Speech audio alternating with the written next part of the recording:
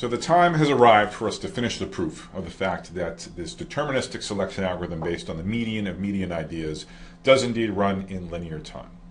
We've done really all of the conceptually difficult work. We discussed the algorithmic ingenuity required to choose a pivot deterministically that's guaranteed to be pretty good. So remember, the idea was you take the input array, you logically break it into groups of 5, you sort each group. That's like the first round of a 2-round knockout tournament. The winners of the first round are the middle elements of each group of 5s. That's the initial set of medians.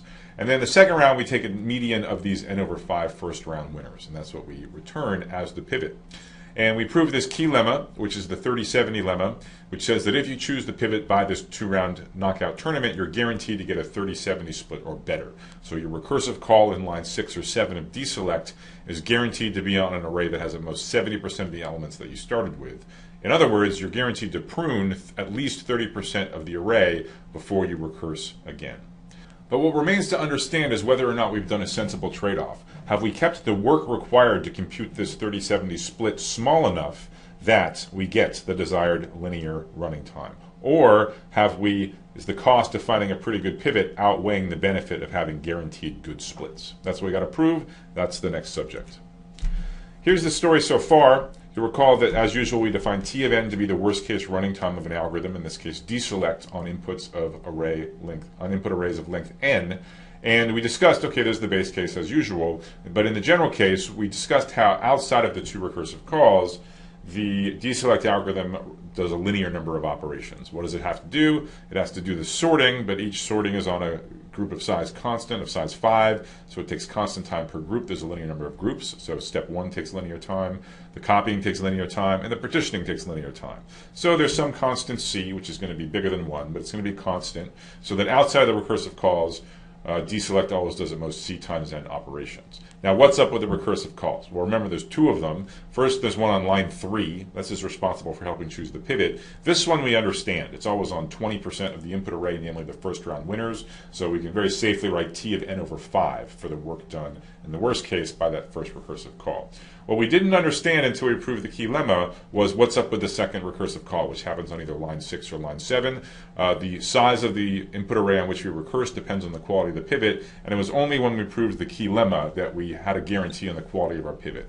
30-70 split or better, what does that mean? That means the largest subarray we could possibly recurse on has 7/10 n elements. So what remains is to find the solution for this recurrence and hopefully prove that it is indeed big O of n. So let me go ahead and rewrite the recurrence at the top of this slide. We're not really going to worry about the base case T of 1 equals 1. What we're interested in is the fact that the running time on an input of length n is at most c times n, where again c is some constant, which is going to have to be at least 1, given all the work that we do outside of the recursive calls, plus the recursive call on line 3 on an array of size n over 5, plus the second recursive call, which is on some array that has size, in the worst case, 7/10 n. So that's cool. This is exactly how we handled the other deterministic divide and conquer algorithms that we studied in earlier videos. We just wrote down a recurrence, and then we solved the recurrence. But now, here's the trick.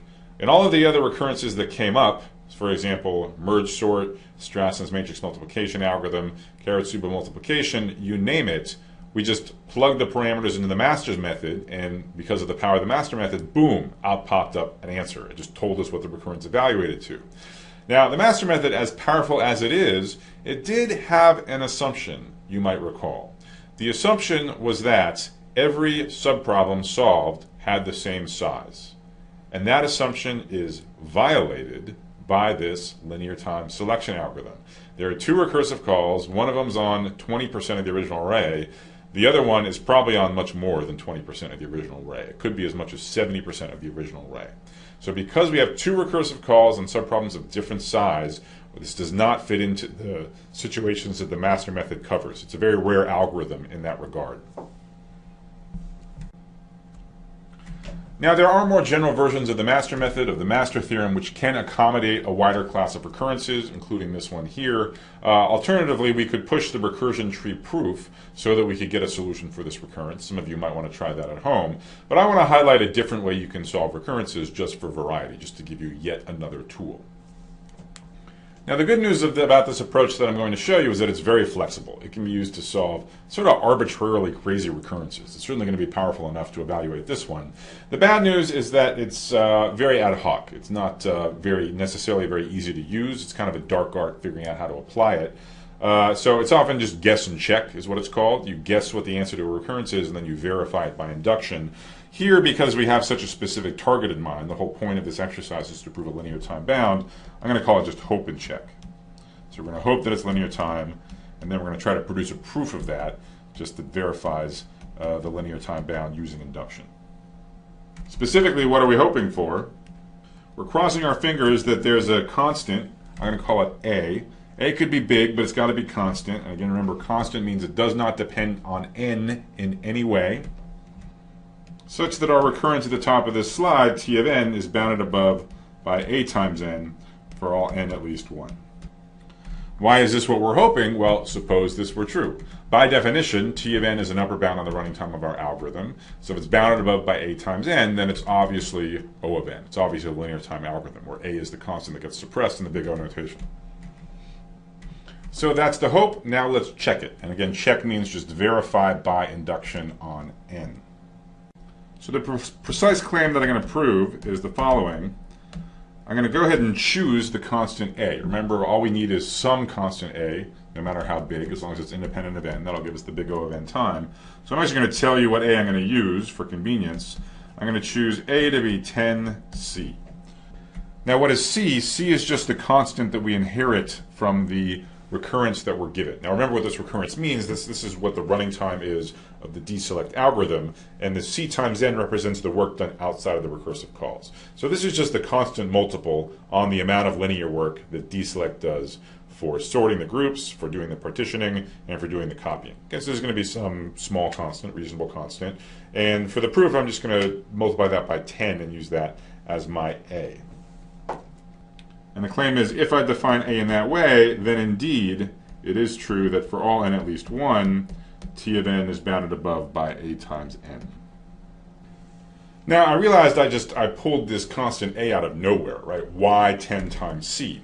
Well, if you recall our discussion when we proved that things were big O of something else, there again there was some constant. So to formally prove that something is big O of something else, you have to say what the constant is. And in the proof, you always wonder, how do you know what constant to use? So in practice, when you're if you have to actually do one of these proofs yourself, you reverse engineer what kind of constant would work. So you just go through the argument with a generic constant, and then you're like, oh, well, if I set the constant to be this, I can complete the proof. So we'll see that's exactly what's going to happen in the proof of this claim. It'll be obvious. The very last line, you'll see why it shows a equal 10c. So I just reverse engineered it for what I needed for the proof. But to keep the proof easy to follow line by line, I decided to just, full disclosure, tell you the constant right at the beginning. Now, no prizes for guessing that the way this proof proceeds is by induction on n. Induction is the obvious thing to use. We're trying to prove an assertion for every single positive number n, and moreover, we're given this recurrence, which relates solutions of smaller subproblems to that of bigger problems. So that sets things up for use of the inductive hypothesis. If you want a longer review of what proofs by induction are, I suggest that you go back and rewatch the optional video where we prove the correctness of quicksort. There's a fairly formal discussion of what the template is like for a proof by induction, and that's the one we're going to apply here. So there's two ingredients to any proof by induction. There's a usually trivial one in the form of a base case that's also going to be trivial here. So in the base case, you just directly establish the assertion when n equals 1. So we're trying to prove that t of n is at most a times n for every n. When n equals 1, if we just substitute, then what we're trying to prove is that t of 1 is at most a times 1, also known as a. And we're given that t of 1 is 1. Right? That's the base case of the recurrence that we're given. So that's what we're using here. What we want to be true is that this is at most a times 1, but it is. So the constant c, we're assuming, is at least 1. So certainly if you multiply c times 10 to get a, it's definitely at least 1. So the right-hand side here is unquestionably bigger than the left-hand side. A, in fact, is even bigger than 10, let alone bigger than 1. So the interesting ingredient is generally the inductive step. So remember, what you do here is you assume you've already proven the assertion, that in this case the t of n is at most an, for all smaller integers, and now you just merely have to prove it again for the current integer. So we're now interested in the case where n is bigger than 1, and the assumption that we've already proven it for everything smaller is called the inductive hypothesis. So what does it mean that we already proved it for all smaller numbers? It means we can use in the proof of our inductive step the fact that T of k is at most A times k for all k strictly less than n. All we got to do is enlarge the range of n's to which this holds to one more, to the current value n. And all we have to do is follow our nose. So pretty much we have to start on the left-hand side with T of n. We have to wind up on the right-hand side with A times n. And pretty much at every step of the proof, there's just going to be one conceivable thing we could do. So we just follow our nose.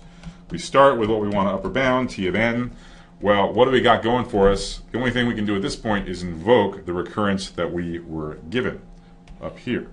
So we have an upper bound on T of n in terms of the t value of smaller integers.